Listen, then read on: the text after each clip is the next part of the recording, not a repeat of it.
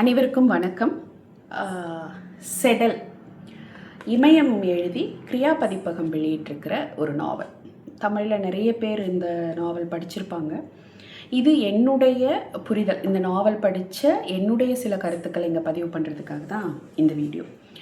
இமயத்துடைய கோவேறு கழுதைகள் தான் நான் படித்த முதல் படைப்பு. ரொம்ப நல்ல ஒரு படைப்பு. வட்டார வழக்கில் அதனுடைய தன்மை, அதோட நுட்பங்கள்லாம் கொஞ்சம் கூட குறையாமல் அதோட முழுமையோட அந்த வாழ்க்கையே ரொம்ப அழகாக ரொம்ப நுட்பமாக பதிவு பண்ண ஒரு படைப்பு அப்படின்னு சொல்லலாம். அதுக்கடுத்து அவருடைய எங்கதை படிச்சிருக்கேன். அப்புறம் சாவு சோறு, இதெல்லாமே எனக்கு ரொம்ப ரொம்ப பிடிச்ச படைப்புகள். குறிப்பாக அந்த மொழி ரொம்ப அழகாக இருக்கும். இமயத்தோட படைப்புகளில் என்ன கவர்ந்த ஒரு விஷயம் அப்படின்னு பார்த்தீங்க அப்படின்னா, அடித்தட்டு மக்களோட வாழ்க்கையை பதிவு பண்ணும்போது அவங்களுடைய வலி வேதனை இதை மாதிரி ரொம்ப காத்திரமாக ரொம்ப நுட்பமாக வெளிப்படுத்தின தமிழ் படைப்புகள் நிறைய இருக்குது. அப்போது அதை படிக்கும்போதே பார்த்தீங்க அப்படின்னா நமக்கு ஒரு வெறுமை அந்த மாதிரியெல்லாம் இருக்கும். அதே நேரத்தில் அவங்களோட வாழ்க்கைக்குள்ளே ஒரு அழகியல் இருக்குது. அந்த மொழியிலாகட்டும், அவங்களோட வாழ்க்கையிலாகட்டும், ஒவ்வொரு பருவத்தில் ஆகட்டும், அவங்களுடைய சடங்குகள் சம்பிரதாயங்கள் இந்த மாதிரியான விஷயங்களில் இருக்கிற அழகியலை எங்கேயோ தவற விட்டுட்டோமோ அப்படிங்கிறது இருக்கும். இவருடைய படைப்புகளில் அது ரொம்ப அழகாக பதிவு பண்ணப்பட்டிருக்கும் அப்படிங்கிறது ரொம்ப முக்கியமான ஒரு விஷயம். இந்த நாவல் செடல் அப்படிங்கிற ஒரு சின்ன பொண்ணு, அந்த பொண்ணுடைய கதை.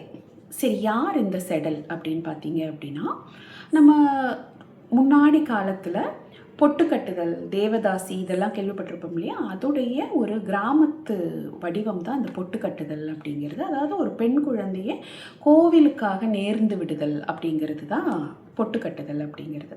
அப்போ மழை இல்லாததுனால, ஊர் பஞ்சம் அப்படிங்கிறதுனால என்ன பண்ணுறாங்க அப்படின்னா, பொட்டு கட்டுனா மழை பெய்யும் அப்படிங்கிறது அந்த ஊர் மக்களுடைய நம்பிக்கை. இந்த மழைக்காக வேண்டுதல் அப்படிங்கிற நம்பிக்கைகள் பல்வேறு சாதியிடமும் பல்வேறு விதமாக இருந்திருக்குது. இப்போது நிர்வாணமாக ஊரை சுற்றி வர்றது அப்படிங்கிறது சில படங்கள் எல்லாம் கூட நம்ம பார்த்துருக்கோம். அப்போ இந்த மாதிரி ஒவ்வொரு சமூகத்திலையுமே மழைக்காக ஏதோ ஒரு விஷயங்கள், கொடும்பாவி எரிக்கிறது, மாரியம்மனுக்கு விழா எடுக்கிறது, இந்த மாதிரியான நிறைய நம்பிக்கைகள் இருக்குது. அதில் ஒரு நம்பிக்கை தான் ஒரு பொண்ணுக்கு பொட்டு கட்டி விடுதல் அப்படிங்கிறது. சரி, இந்த பொட்டு கட்டி விடுறது அப்படிங்கிறது என்னன்னா, அதுக்கப்புறம் அந்த பொண் கோவிலுக்கானவள், பொதுவானவள் அப்படிங்கிறது தான் அதனுடைய அர்த்தம். அந்த பொண்ணுக்கு ஒரு குடும்ப வாழ்க்கையோ அல்லது குழந்தை பெற்றுக்கிறது, திருமணம் இந்த மாதிரியான எந்த விஷயமுமே அவளுக்கு இருக்காது. அவளை ஊரில் இருக்கிற நல்லது கெட்டதுக்காக அவங்க பயன்படுத்திக்குவாங்க. சரி, இதுக்கு பிரதிபலனாக அவளுக்கு தானியங்களை கொடுப்பாங்க. வருஷத்துக்கான படி அப்படின்னு சொல்லுவாங்க. பணமாக கொடுக்குற பழக்கம் முன்னாடி காலத்தில் கிடையாது. ஸோ அந்த வருஷ கடைசியில் அவங்களுக்கு தானியங்களாக கொடுக்கறது அப்படிங்கிறது தான் பேச்சு. திருவிழா சமயங்களில் தானியங்கள் கொடுப்பாங்க, இதெல்லாம் தான். ஆனால் இது எந்த அளவுக்கு உண்மையாக அவளுக்கு கொடுக்கப்பட்டது அப்படிங்கிறது சந்தேகத்துக்குரியது, கேள்விக்குட்பட்டது அப்படிங்கிறது இந்த படைப்பே ஒவ்வொரு கட்டமாக பேசிக்கிட்டே தான் போகுது. அப்போது பஞ்சாயத்து தொடங்குறதுல தான் அந்த கதை ஆரம்பிக்குது. மேல் சாதியினர், மேல்குடியினர் ஒரு தாழ்த்தப்பட்ட குடியினரை சேர்ந்தவங்க கிட்ட, உன்னுடைய பொண்ணை பொட்டு கட்டுறதுக்காக தேர்ந்தெடுத்திருக்கோம், நீ சம்மதிக்கணும், ஊருக்காக சம்மதிக்கணும் அப்படின்னு அவர்கிட்ட வேண்டுற மாதிரி தான் இருக்குது. ஆனால் அது அவர் மேலே திணிக்கப்படுற ஒரு கட்டாயம் தான். அவருக்கு வேற எந்த ஒரு தேர்வுமே கிடையாது. அவங்களுடைய முடிவுக்கு அவர் கட்டுப்பட்டு தான் ஆகணும் அப்படிங்கிறது அதுக்குள்ளே இருக்கிற ஒரு வெளியில் சொல்ல முடியாத ஒரு நிர்பந்தம். ஸோ 8வது பொண்ணாக பிறந்திருக்கிறா, அதுவும் பெண் குழந்தை அப்படிங்கிறதுனால அந்த குடும்பமும் அதுக்கு சம்மதிக்கிறாங்க. அதை சொல்லும்போது என்ன சொல்கிறாங்க அப்படின்னா, ஒரு குழந்தையாவது வயிறார சாப்பிடும் அப்படின்னு சொல்கிறாங்க. ஏன்னா ஊரில் இருக்கிறவங்க சாப்பாடு போட்டுருவாங்க அப்படிங்கிறது தான் அதுக்கு. இப்போ இந்த ஒரு சொற்றொடரே அந்த வறுமையை சொல்கிறதுக்கான, வறுமையை நமக்கு வெளிப்படுத்துகிற ஒரு முக்கியமான காரணி அப்படின்னு சொல்லலாம். அதுக்கப்புறம் அந்த பொண்ணை பொட்டு கட்டி விட்டுடுறாங்க. ஊர் பக்கத்தில், கோவில் பக்கத்துலேயே ஒரு குடிசை, தற்காலிகமாக ஒரு குடிசை மாதிரி போட்டுடுறாங்க. யாருமே இல்லாத ஒரு வயதான ஒரு மூதாட்டியை இவளுக்கு பாதுகாப்பாக வைக்கிறாங்க. அவங்களுமே என்னென்னா, இவ மற்றவங்களோட குடும்பத்தோடு போய் சேர்ந்துட்டானா நமக்கான வயிறு வளர்க்குறதுக்கான வழி இல்லாமல் போயிடும் அப்படிங்கிறதுனால இவ குடும்பத்தோடு போய் சேர்றதை அவங்களும் விரும்பலை. பொதுவாக கொஞ்ச நாள் இருந்துட்டு அதுக்கப்புறம் குடும்பத்தோடு போய் சேரலாம் அப்படிங்கிற மாதிரியாக தான் இதில் பதிவு பண்ணியிருக்காங்க. அப்புறம் ராத்திரியோட ராத்திரியாக பொழப்பு தேடி செடலுடைய குடும்பம் ஊர் விட்டு ஊர் போயிடுறாங்க, நாடு விட்டு நாடு போயிடுறாங்க. அதுக்கப்புறம் அந்த இதிலேருந்து அவள் எப்படி மீண்டு வர்றா, இந்த மாதிரி அந்த குழந்தை பருவத்திலேருந்து அவளுடைய ஒவ்வொரு கஷ்டமாக வருது. அப்புறம் ஊருக்காகனவளாகவே மாற்றிக்கிறா. அந்த கோயில் அதை சுற்றி தான் வந்து தன்னுடைய குழந்தைமை எல்லாம் தொலைச்சி அவள் வாழ்கிறா. அதுக்கப்புறமா இவளுக்கு ஒரு தேவை அப்படின்னு வரும்போது அவள் பூப்படைகிற ஒரு கட்டத்தில் யாருமே இவளுக்கு உதவாத ஒரு நிலை இருக்குது. அப்போ வந்து தன்னுடைய சொந்தக்காரனோட அவள் வெளியில் போய் அதுக்கப்புறம் அவள் ஒரு கூத்தாடியாக மாறி அவள் எப்படி வர்றா, அவளோட வாழ்க்கையில் அவள் எதையெல்லாம் கடந்து வந்தா அப்படிங்கிறத பேசுகிறதா தான் இந்த படைப்பு இருக்கும். அப்போ அதோட முழுமையை நம்ம தெரிஞ்சுக்கணும் அப்படின்னா படைப்பை படிக்கிறது மட்டும்தான் ஒரே வழி. சரி, இதில் நான் என்ன விஷயங்களை பகிர்ந்துக்க போகிறேன். முதல்ல இந்த படைப்புடைய களம், அதாவது நமக்கெல்லாம் பரிச்சயமே இல்லாத இன்றைக்கி இருக்கிற இந்த திறன்பேசி காலகட்டத்தில் நமக்கெல்லாம் பரிச்சயமே இல்லாத ஒரு வாழ்க்கை.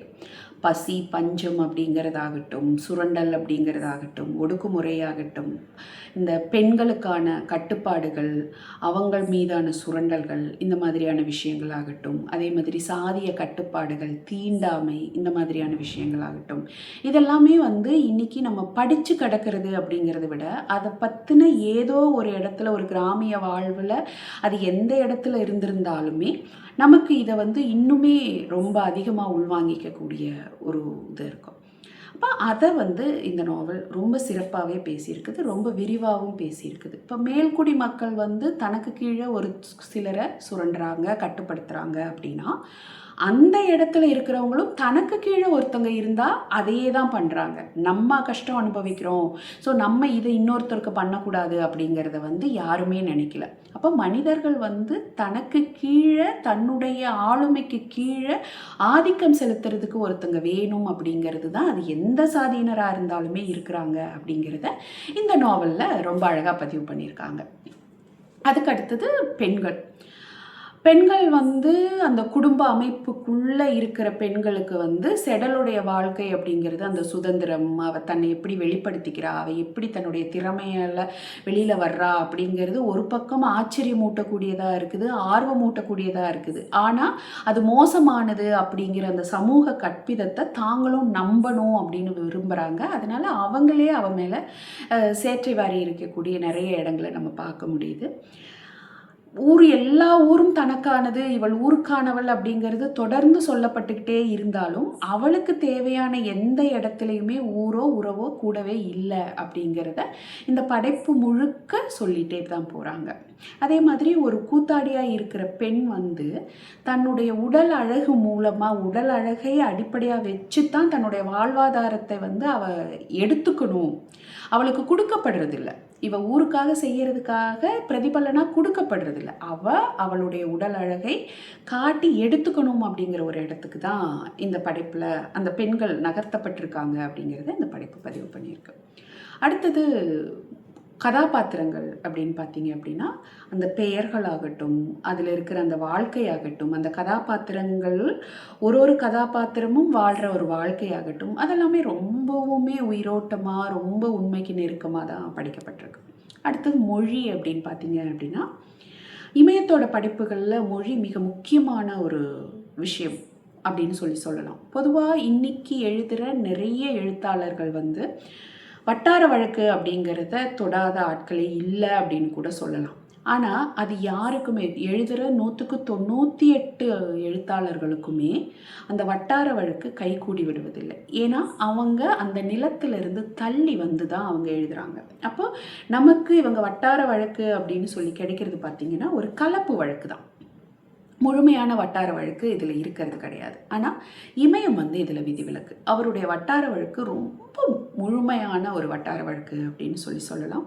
விழுப்புரம், கடலூர், அந்த வடார்காடு அந்த ஏரியாவில் இருக்கிற